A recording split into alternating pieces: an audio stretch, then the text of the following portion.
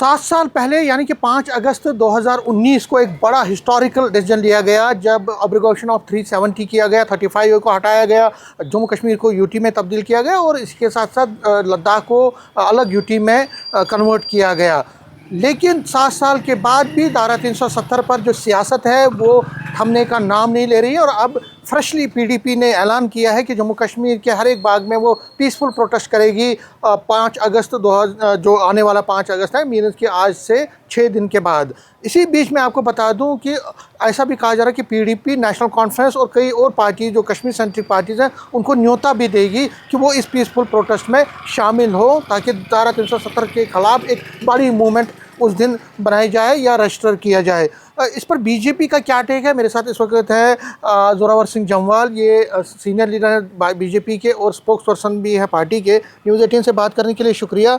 PDP ने एक ऐलान किया, महबूबा मुफ्ती ने खुद प्रेस कॉन्फ्रेंस में कहा है कि 5 अगस्त 2019 को जो फैसले हुए थे, 6 दिन के बाद जो 5 अगस्त 2026 आ रहा है उसमें वो बड़े प्रोटेस्ट करेंगे और उनके बाकी पार्टीज़ को भी न्योता देंगे। देखिए, मुझे लगता है कि महबूबा जी को एहसास होने के बावजूद भी वो लोगों को, चाहे वो जम्मू कश्मीर का नौजवान हो, कश्मीरी अवाम हो, उनको एक बार फिर एक ख्वाबी पुलाव देने की कोशिश कर रहे हैं, क्योंकि कहीं ना कहीं लगता है कि उनकी जो सियासी बिसात है वो सिकुड़ गई है इन 27 सालों में।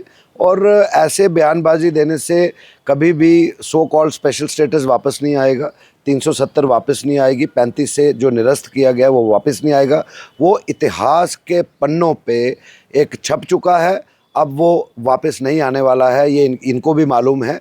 और मुझे लगता है कहीं ना कहीं कि इनकी आपस की जो कश्मीर बेस्ड पॉलिटिकल पार्टीज़ हैं, इनकी आपस की जो कंपटीशन है, मुझे लगता है कहीं ना कहीं ये पॉलिटिकल स्टंट खेला जा रहा है कि एक बार फिर 370 स्पेशल स्टेटस की अलाग जो है अलाप रहे हैं ये सभी कश्मीरी लीडर्स, इनको मिलने वाला हासिल नहीं। उसकी एक वजह है, सबसे बड़ी वो वजह ये है कि जिस तरीके का चाल चलन, जिस तरीके की बातें पीडीपी या नेशनल कॉन्फ्रेंस की भी बात करें वो कर रहे हैं, कहीं नहीं नज़र आ रहा है कि ये राष्ट्र सर्वोपरि को मानते हैं, ये देश को सर्वोपरि मानते हैं, ये जम्मू कश्मीर को भी सर्वोपरि नहीं मानते हैं। चाहे एक सत्ता में है और दूसरी कुछ सीटें लेके विपक्ष में बैठी है। उसका एक रीज़न है, हाल ही में अभी आप देखिए कि मुझे लगता है कहीं ना कहीं जमाते इस्लामी को खुश करने के लिए, कुछ सेपरेटिस्ट लीडर्स को खुश करने के लिए पीडीपी के ऐसे बयान आ रहे हैं। और कहीं ना कहीं ये पाकिस्तान की हुकूमत जो बर्बरता, जो ब्रुटैलिटी, जो क्रुएल्टी पाकिस्तान अधिकृत कश्मीर के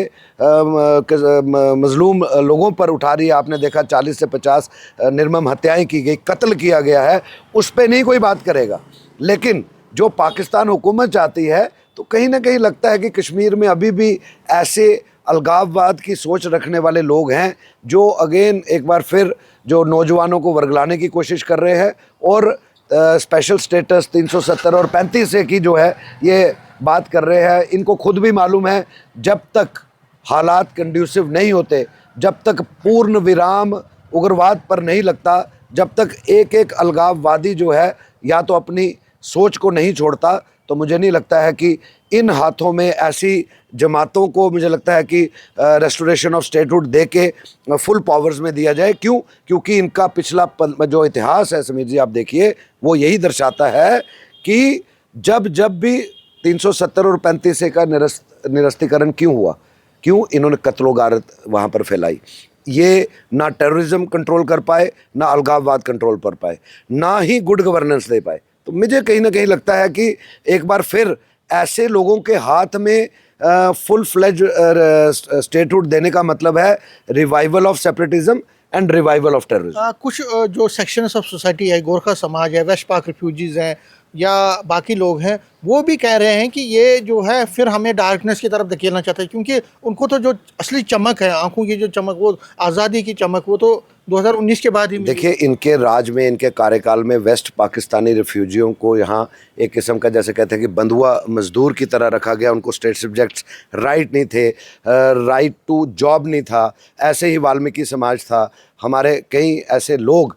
जो बड़े ही पिछले वर्ग से आते थे और 1947 से लेके अभी तक की अगर हम बात करें तो उनको कोई कहते हैं ना राइट्स नहीं मिले। और वो बिल्कुल ठीक कह रहे हैं और हम इस बात की तायद करते हैं कि ऐसे लोग जिन्होंने सत्ता का सुख भोगा, आज भी इनके लिए कुर्सी प्यारी है, कश्मीर का अवाम प्यारा नहीं है, जम्मू कश्मीर का नौजवानों की बेहतरी के लिए वो सोच नहीं है, इनको सिर्फ अपना सुख भोगना है। अब आप हाल ही में देखिए कि इनकी जो जिस तरीके से ये बयानबाजी दे रहे हैं वो क्या दर्शाता है? वो यही दर्शाता है महबूबा मुफ्ती जी की जो बेटी हैं छोटी, वो क्या बोल रही हैं अमरनाथ यात्रा पे, किस तरीके की वो उनकी स्टेटमेंट्स आ रही हैं। नेशनल कॉन्फ्रेंस के कई नेता श्री अमरनाथ यात्रा या जो यहाँ श्रद्धालु आते हैं एक आस्था के तहत जम्मू कश्मीर में आते हैं, अपने हिंदुस्तान की जम्मू कश्मीर में आते हैं, कल्चरल एग्रेशन का नाम जो है दिया जाता है। तो कहीं ना कहीं लगता है कि आज भी ये सुधरे नहीं है, तो जब तक ये नहीं सुधरेंगे तो रेस्टोरेशन ऑफ स्टेटहुड आप भूल जाइए। लास्ट में पूछना चाहूँगा आपसे कि अभी एक और कंट्रोवर्सी उठी है, आपकी पार्टी डिमांड कर रही है कि मैं उमर अब्दुल्ला माफ़ी मांगे क्योंकि वो फ्लड विक्टिम्स के पास नहीं गए जो पूंछ राजौरी। क्या दर्शाता है ये? वो वहाँ कश्मीर में जहाँ फ्लड आया था वहाँ गए, लेकिन जहाँ बहुत ज़्यादा फ्लड आया था कई लोग मारे गए, जैसे पूंछ राजौरी में, वहाँ नहीं गए। देखिए जिस तरीके से यहाँ पर राजौरी पुंछ में बादल फटने से और जिस तरह से हैवी फ्लड्स आने से जान माल का नुकसान हुआ, कितने लोग जो हैं मारे गए हैं, तो भारतीय जनता पार्टी का भी एक बहुत बड़ा प्रोटेस्ट था कश्मीर में, अगर आपको याद हो।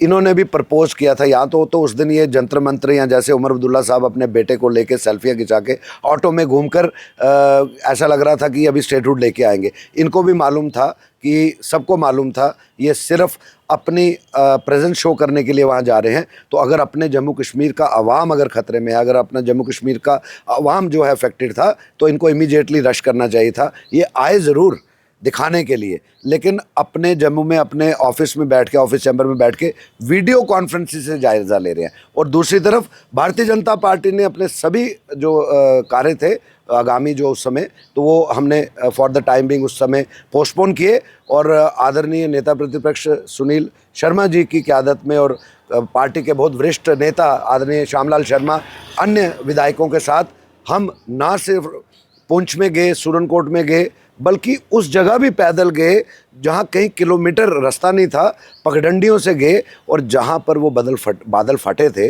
वहाँ तक गए, उन लोगों से मिले जहाँ जिनकी प्रॉपर्टी क्षतिग्रस्त हुई थी। उसके अलावा राजौरी में लाखों करोड़ों का नुकसान हुआ, वहाँ पर पहुँचे। लेकिन अफसोस इस बात का है, मुख्यमंत्री जी के पास अपना चॉपर था, मुख्यमंत्री जी के पास अपनी पूरी मशीनरी थी, he is chief minister of Jammu and Kashmir, लेकिन ये नहीं पहुँच पाए। और जो लोग इन्होंने अपने कुछ मंत्री वहाँ पर बाद में हमारे जाने के बाद भेजे, वो भी डाक बंगलों में ही जाकर मुआयना ले रहे थे। क्या लगता है, discrimination? Obviously not just discrimination, एक जिसको कहेंगे visionless governance, visionless leadership, non performing government, यही सब चीज़ें दर्शाती हैं कि जब आपको जो चीज़ें दी हुई हैं उस पे आप सक्षम नहीं उतर रहे हैं, उस पे आप लोगों तक नहीं पहुंच रहे हैं, तो स्टेटहुड लेके आप क्या करेंगे? फिर से अलगाववाद को प्रमोट करेंगे। न्यूज़ 18 से बात करने के लिए बहुत शुक्रिया। तो जोरावर सिंह जम्वाल कह रहे हैं कि 5 अगस्त 2019 को जो फैसला किया गया था वो अब जो है एब्रोगेशन ऑफ 370 हो गया है। 370 अब एक हिस्ट्री बन गया है